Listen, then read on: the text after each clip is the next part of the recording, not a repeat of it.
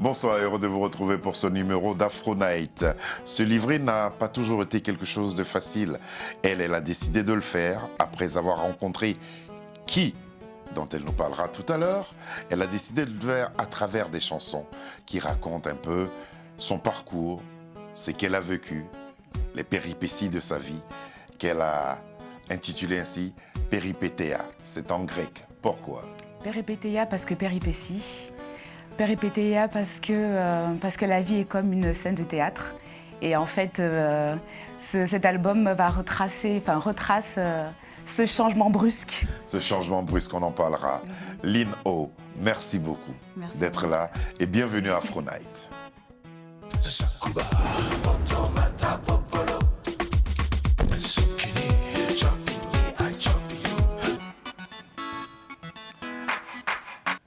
C'est en fait un roman que vous nous offrez, une œuvre littéraire. On va commencer par la préface.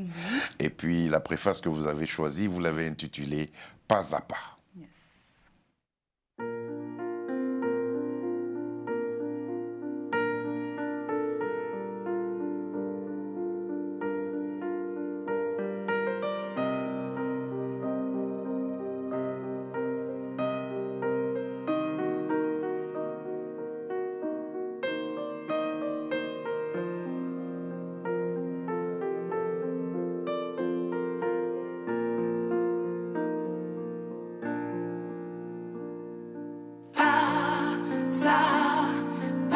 Je me dirige vers toi, mon cœur qui bat encore ici-bas pour toi. Toi, ce roi qui m'a sauvé, aimé, qui m'a toujours protégé. Ta grâce ne m'a jamais quitté. Pour quelle destination et dans quel but? Pas à pas. Pas à pas, c'est une marche. Quel but? Christ. Mais pas seulement Christ, c'est tout ce que ça représente. C'est la quête du bonheur, la quête de la paix, la quête de l'amour. Vous parlez de Christ, vous le rencontrez comment? Je le rencontre à la suite d'une expérience assez douloureuse, je dirais. Sentimental? Pas du tout, c'était des problèmes de santé. Ah. J'ai eu des problèmes de santé. Tout s'est bien passé, mais j'ai voulu en fait, j'ai voulu remercier Dieu. Et je me suis dit, il faut que j'aille plus loin que juste me mettre à genoux et lui dire, bon Dieu, tu existes. Pour quand on voit la création, je vois les arbres, je vois les hommes, il faut aller plus loin. Donc j'ai voulu aller plus loin et je l'ai cherché et je l'ai trouvé. Quel rapport avez-vous avec la chose religieuse avant justement ce besoin de dire merci à Dieu? C'était une relation où je pouvais me confier. C'est un petit peu comme le meilleur ami secret. Vous y croyez déjà avant? Je croyais. Mon père ne croyait pas en Dieu, ma mère oui. Donc j'ai un peu hérité ça de ma maman. Et c'était, oui, une foi un peu secrète, de se dire quand ça va pas, Seigneur aide-moi, et quand ça va, merci Seigneur. Parce qu'on n'a pas l'habitude de faire ça. Hein. Quand ça va pas, on dit Seigneur aide-moi, et quand ça va, on l'oublie. Oui, c'est souvent ça.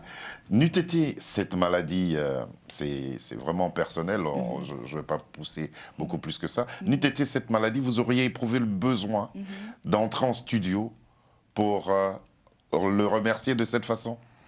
Très bonne question. Très, très bonne question. Je pense que c'était. Je pense que c'était un moment. Je pense que dans la vie, il y a des moments où tout s'imbrique. En fait, tout rentre dans une espèce de tableau et quand c'est le moment, c'est le moment. Donc je pense que si ça n'avait pas été la maladie, ça aurait été autre chose. Ça aurait été autre chose. Vous chantiez déjà dans le domaine du rap, du R&B, du funk aussi, et puis orchestre de bal. Ça veut dire que vous avez fait beaucoup de variétés. De cette période-là, qu'est-ce que vous avez gardé?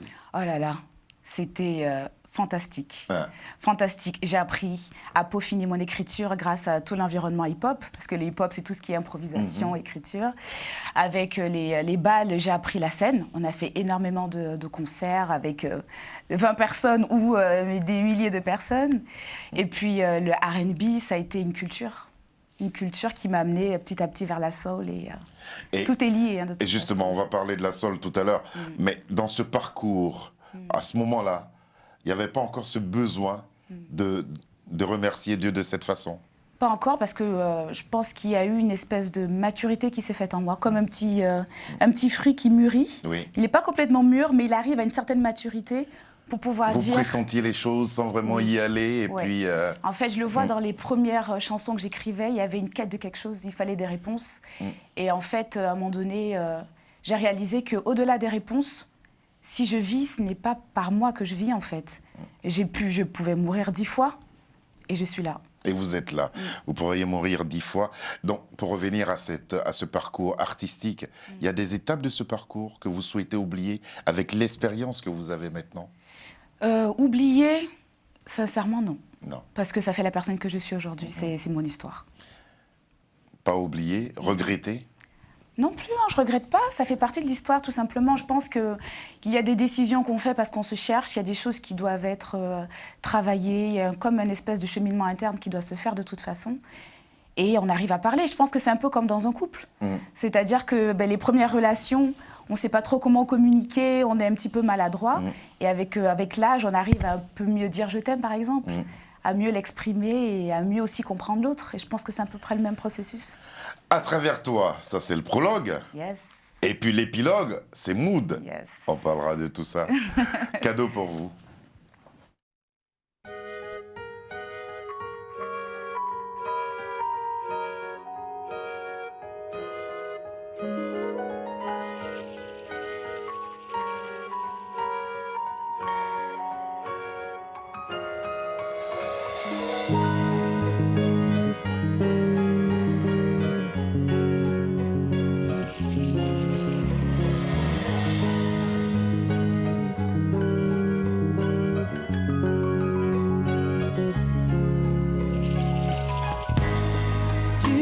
Mon tout pour toujours. Tu m'as donné tout sans demander en retour. Comment témoigner de tout mon amour?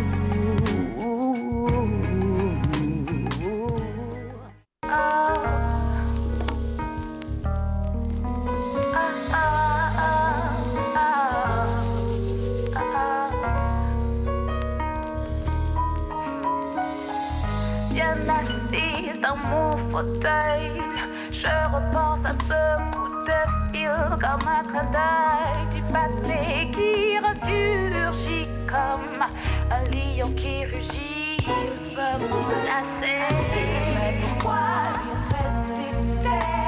Rappelle-toi les moments douillés dans l'intimité. Non, je dois tout effacer, car l'esprit est prompt, mais la chair est... Pas à pas, c'est la préface. À travers toi, prologue. Mood, ça sera l'épilogue. Pourquoi avoir voulu présenter cette œuvre musicale comme une œuvre littéraire? C'est un peu la traduction de la vie. Hein. La vie est comme un grand livre. On écrit, au début, c'est une espèce de page blanche. On écrit 1 tome, 2 tomes, 3 tomes. Il y a une introduction, il y a un développement, il y a une conclusion. Quand j'ai lu un peu votre biographie et votre histoire, je me suis laissé convaincre. Hein. Je me suis dit, sûr qu'elle a marqué toutes ces choses qui l'ont marqué dans un carnet intime. C'est ça? Oui. Ouais. Oui, oui, oui. Vraiment? Oui. Et vous vous êtes référé justement à ce journal intime pour construire les chansons? Non, parce Non. qu'en fait, sincèrement, mon journal intime, c'était au début, c'était comme une espèce d'exutoire, en plus de la musique. Et puis en fait, en général, la musique, au début... La musique a toujours été là? La musique a toujours été là, enfin D'accord. toujours. À partir d'un certain stade, elle a toujours été là. D'accord. Et en fait, au début, l'écriture était un peu comme le jardin secret que je garde et que je ne divulgue pas. Donc je ne l'écris pas, je ne le chante pas, je l'écris. En secret, c'est que entre moi et Dieu. Ouais. Et ensuite, il y a eu cette Mais partie tout ça de s'adressait chanson. déjà à Dieu? D'une certaine manière, oui. Au début, D'accord. c'était inconscient. Et après, c'est devenu conscient. D'accord. Parce que quand je l'ai rencontré, je n'ai pas changé ma manière d'écrire. Donc, et ensuite, donc, ce journal intime, c'était plus comme une espèce de mémoire. C'est une mémoire, en fait, pour moi. Donc, ce n'est pas une référence, enfin, c'est pas comme un livre qu'on ouvre Oui. pour dire, bon, comme une Bible. C'est pas une Bible, en fait, où je vais revenir pour dire, bon, allez, ah oui, je me rappelle de cette époque, je vais écrire ou chanter ce morceau. Non, non, il m'arrive plein de choses. Et il y a des moments où ces choses-là se mettent en musique et ça devient une musique, ça devient une chanson. Justement, qu'est-ce qui a motivé et comment ça s'est manifesté, ce besoin justement de raconter, de partager cette histoire hautement intime avec nous, nous les mélomanes? Comment? Ça s'est fait un peu inconsciemment. J'étais malade, je ne pouvais pas me lever, je pouvais à peine marcher. Et pour moi, je me demandais... C'était pas la Covid? Non, non, mais non. Vraiment une maladie? Non, non, c'était vraiment une maladie. Okay. Et parce que je suis retombée malade après pendant mon processus. Mais vraiment concernant cet album-là, j'étais malade, je ne pouvais plus rien faire. À part parler, me coucher était douloureux, être debout était douloureux, tout était douloureux. C'était aussi des opérations. Et je pensais que c'était la fin. Et je ne comprenais pas pourquoi la fin n'arrivait pas. Donc j'ai demandé au Seigneur pourquoi on ne stoppe pas le film, tout simplement. Et non, il m'a fait comprendre qu'il y avait quelque chose à sortir de cette étape-là. Et ces choses-là, c'est tu dois traduire tout ce que tu vis. Et ce que j'ai voulu, en fait, c'est qu'au travers de ces personnes, enfin au travers de cet album, les personnes qui me lisent, qui m'écoutent, puissent se dire « Ah, il y a quelqu'un qui arrive à parler, à dire ce que je n'arrive pas à dire, à chanter ce que je n'arrive pas à chanter. » C'est un peu être la voix du comment je pourrais dire ça, de celui qui est accablé, la voix de celui qui est dépressif, de celui qui est malade. Du désespéré. Du désespéré, tout simplement. La voix du pauvre. C'est ça. Mais il y a une voie de sortie, ce n'est pas une finalité. Ce n'est pas une finalité. Non. On va vous entendre. Et cette fois-ci, grâce à cette première vidéo, qui est le premier extrait justement de cet album, d'où préface, chanter sur ce titre-là, Pas à pas.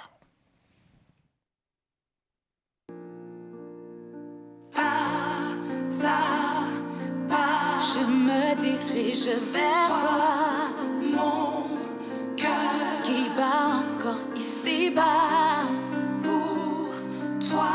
Toi ce roi qui m'a sauvé, aimé, qui m'a toujours protégé. Ta grâce ne m'a jamais quitté. Je souffrais au fond de mon lit, que je pleurais ma solitude. Mes amis, tous m'ont trahi, mes amours, beaux comme un désastre. Malgré toutes les tempêtes, j'ai gardé une espérance. Mon plus bel amour s'est présenté, mon espérance. Pas à pas, je me dirige vers toi. Mon cœur bat encore pour toi. Toi, ce roi qui m'a sauvé, aimé, qui m'a toujours protégé. Ne m'a jamais quitté. C'est pour ça que pas à pas, je me dirige vers toi. Mon cœur bat encore pour toi. Toi ce roi qui m'a sauvé, mais qui m'a toujours protégé. Ne m'a jamais quitté. Quand ma force s'est épuisée dans des choses tant futiles, je me suis laissé envahir par des eaux contre moi hostiles. Malgré les tempêtes, j'ai gardé une espérance. Quand un jour mon plus bel amour s'est présenté, mon espérance. Pas à pas, je me dirige vers toi. Mon cœur bat encore pour toi. Difficile de croire que c'est une chanson dédiée à Dieu. Et pourtant. Elle m'est dédiée, elle est dédiée à tout le monde. Mais en fait, aimer Dieu, c'est aimer. Ouais. Rencontrer Dieu, c'est apprendre l'amour. Et on ne peut pas aimer Dieu et ne pas aimer les hommes. Donc c'est une déclaration aux hommes aussi avec un grand H. Vous appartenez à une congrégation religieuse, à une organisation religieuse, quelque chose comme ça? Alors, je n'aime pas dire que je suis dans une religion. Je préfère dire que je suis dans une relation. Mais comme il faut toujours une casquette dans cette société évangélique, je dirais congrégation évangélique. Évangélique, oui. Pratiquante oui. au quotidien. Oui. Voilà. C'est un mode de vie, hein, tout simplement. Et donc cette chanson retentit dans les temples là-bas? Pas encore, je ne sais encore. pas. Je ne sais pas. J'espère, encore. par la grâce de Dieu. J'ai été frappé, et les téléspectateurs vont le découvrir, sur la plupart de vos chansons, par cette voix. Est-ce les fêlures de la vie, de ce dont vous avez parlé, ou c'est l'œuvre, vous l'avez cette voix, grâce au travail acharné que vous avez mené? Je dirais 50-50.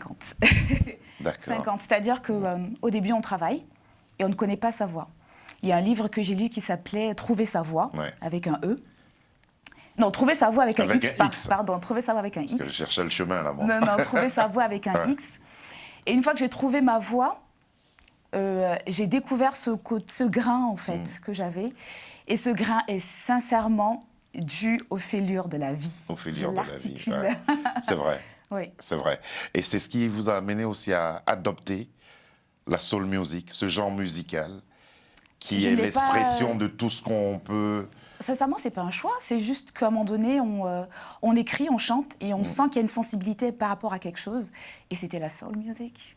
Quel a été l'impact de notre ami Imani Base? Imani. Alors, il a été d'une grande aide. Dans la production et la réalisation, justement, de cet album. Alors, il m'a aidé dans la production vidéo. C'est-à-dire qu'il m'a vraiment aidé à construire ce concept de home, avec le préface, l'épilogue, etc. Et c'est lui aussi qui m'accompagne dans la réalisation des clips.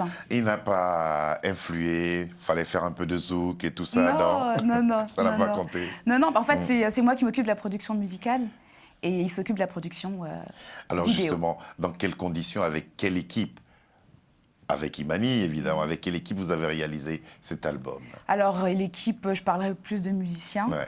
Alors, j'ai eu la chance, je ne sais pas si vous connaissez Guy Bilong. Oui, Guy Bilong. J'ai pu enregistrer toutes les sections rythmiques chez Guy Bilong. Le batteur comme Pete Marvel, des guitaristes, des bassistes comme Valnez. Une belle équipe, en fait. Miguel, une équipe colorée. Oui, j'ai voulu apporter cette couleur. Vous dites que j'appartiens à une culture métisse. Oui. Quels sont les deux? C'est ce que vous avez dit. Tout à fait. Ouais. Parce qu'en fait, on imagine le métissage par le blanc et le noir. Et j'ai vu, moi, le métissage dans la culture, dans le sens où je suis camerounaise. Donc, j'ai une culture camerounaise. Mais je vis en France, je parle français et j'ai grandi, donc j'ai une culture française. C'est dur à dire, mais c'est vrai. C'est vrai, ouais. C'est vrai. Il faut l'assumer, ouais. Et j'ai écouté énormément de styles différents. Mes parents qui écoutaient, mon père qui écoutait la musique salsa, la musique africaine, le zouk. Ma mère, c'était la variété française. En grandissant, le hip-hop, toutes ces musiques-là, ça nourrit l'âme. Et vu que la musique, pour moi, est le fruit, c'est un langage de l'âme, ça se traduit dans cette musique-là, donc c'est une musique métissée. Les deux entremêlés, C'est le ça. Cameroun, l'Occident. Tout à fait. Voilà, ça donne cet album-là, Mood. Dans quel état d'esprit vous étiez en écrivant justement Mood? Mood, parce que mood, c'est humeur. Oui. Ouais. Alors, dans quelle humeur? De quelle humeur étais-tu? Non, dans quel état d'esprit, je préfère. Ouais. J'ai voulu parler de la tentation. En fait, en étant chrétienne, j'ai vu que la plupart des morceaux parlaient de leur amour pour Dieu et tout ça. Et j'avais besoin de parler d'autre chose que juste « Dieu, je t'aime, alléluia, amen ». En fait, pour moi, marcher avec le Seigneur, c'est marcher avec Dieu dans la vie de tous les jours. La vie de tous les jours, c'est les combats de tous les jours. La tentation. Et la tentation, quand on est face à la tentation, c'est un vrai combat interne. J'ai l'impression que ce titre-là est plutôt un enseignement. C'est comme un prêche. D'une certaine manière, peut-être. Je ne l'ai pas pensé comme ça, mais c'est possible. D'une certaine manière, en fait, j'ai voulu parler des tentations que moi, je pouvais vivre, que ma sœur pouvait vivre, que n'importe quel être humain pouvait vivre, et qui était là, axé. J'ai plutôt centré sur la tentation plutôt charnelle. Ouais. Et après, dans le deuxième couplet, on parle plus de qu'est-ce que peut être la tentation. Ouais. Elle n'a pas de nom, elle n'a pas de genre. Pour certaines personnes, la tentation, c'est un verre d'alcool. Pour d'autres, la tentation, ça va être le plat de sucre parce que la personne est diabétique. En fait, on peut mettre la tentation dans tous les domaines. Et C'est voilà. très personnel. Tout est contenu dans ce titre de Lynn O et qui s'appelle Mood.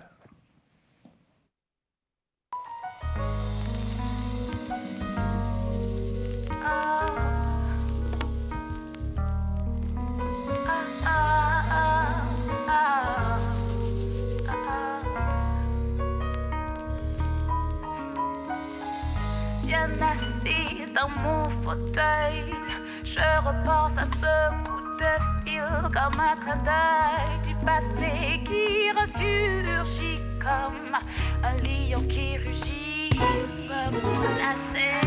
Mais pourquoi résister? Rappelle-toi les moments douillés dans l'intimité. Non, je dois tout effacer, car l'esprit est prompt, mais la chair est née. Aïe, aïe, aïe, Adonai, mon système a besoin d'une mise à jour sans faille. Bye, bye, bye les écailles. Fais-moi voir la poudre et pas seulement la paille. Hello, hello, la vie entre chilo. Ma baisse d'esprit quand ma chair peut faire du belly. Mellow, mellow, mellow, belly. Mellow, mellow, mellow. La tentation a un prénom. Elle se nomme, et n'a pas de genre. La tentation a des violons qu'elle joue quand ton cœur est en dépression. Dans son dressing, plusieurs masques pour être ta meilleure copine et vendre ton cœur. Le salut fait des saluts dans un simple hey et ta mise à nu. Aïe, aïe, aïe, aïe, aïe, aïe. Mon système a besoin d'une mise à jour sans faille. Bye, bye, bye les écailles. Fais-moi voir la poudre et pas seulement la paille. Hello, hello, la vie en chilo. Ma baisse d'esprit quand ma chair peut faire du belly. Mellow, mellow, mellow, belly. Mellow, mellow. Aïe, aïe, aïe, Adonai, mon système a besoin d'une mise à jour sans faille. Bye, bye, bye les écailles. Retenez son nom, Lynn O. Lynn O qui proposait Mood, extrait de l'album, je vais le traduire en français, un péripétie, c'est-à-dire son parcours et tout ce qu'elle a connu. Après vous êtes autant livré, comment vous vous sentez aujourd'hui? Dans quel mood êtes-vous? Nue. Oui. D'une certaine manière, c'est vrai. Hein, Soulagé? Soulagé, non, parce qu'il y a encore beaucoup de choses à dire. Il y a des albums qui vont En partie arriver. apaisé? Oui, apaisé, c'est toujours une thérapie. Hein. Chanter, écrire est une thérapie. Et vous écrivez toujours? Oui. Vous écrivez toujours. Oui. L'album sera disponible quand? Si Dieu veut, d'ici début l'année prochaine. Début de l'année prochaine, 2022. Voilà. Combien de titres à peu près? 10 titres. 10 titres. Ouais. Et là, vous nous offrez en ce moment les 3... Non, c'est vrai, les 2. Ouais, deux les pour le moment. 2 premiers. Et puis, je suis sûr que Imani va travailler, vous allez travailler ensemble sur les prochaines vidéos. Tout à fait. Merci beaucoup d'être venu jusqu'à nous. Merci beaucoup pour l'invitation. Merci. Voici venu notre face-à-face à présent.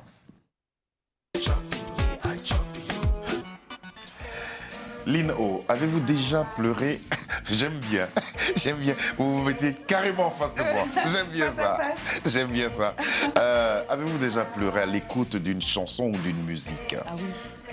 Oui. Beaucoup. Ouais, Plusieurs musiques même. sensible à ça. Hein? Ah oui, parce que c'est les paroles, les musiques, juste même des instrumentaux, hein, juste des... Avez-vous déjà pleuré pour un homme? Oui, beaucoup. À qui dédiez-vous chacune de vos chansons? Jésus-Christ. Regrettez-vous le premier vrai baiser que vous avez donné dans votre vie, le tout premier? Est-ce que vous le regrettez? Oui. Vraiment? Oui. Oh, pauvre de lui. Des 12 apôtres du Christ, lequel est votre préféré? Jean. Avec pas à pas, la destination finale que vous souhaitez aboutir est... Le ciel. Quand on est là-bas, c'est qu'on existe. On est mort pour les On humains. prépare le départ. On prépare le départ, bien dit. Merci beaucoup d'être venu jusqu'à nous. Merci à Imani. Et puis, un grand bravo à toute l'équipe. On a eu l'occasion d'écouter l'album. Le travail, il est costaud. Merci. Et on attend avec beaucoup d'impatience cet album-là. Revenez nous voir lorsque l'album sera prêt. Avec plaisir. Et puis, on a eu beaucoup de plaisir à partager ces 2 premiers extraits avec les téléspectateurs assidus d'Afro-Night et de Télé-Sud. Lucie John, Sabir Gaïb, Charles Serrito se joignent à moi pour vous dire un grand merci. Merci à vous. Et vous encourager Merci. sur la voie que vous avez empruntée. Voie cette fois-ci avec eux. Allez, au revoir. Au revoir. Bonsoir amis téléspectateurs et à demain.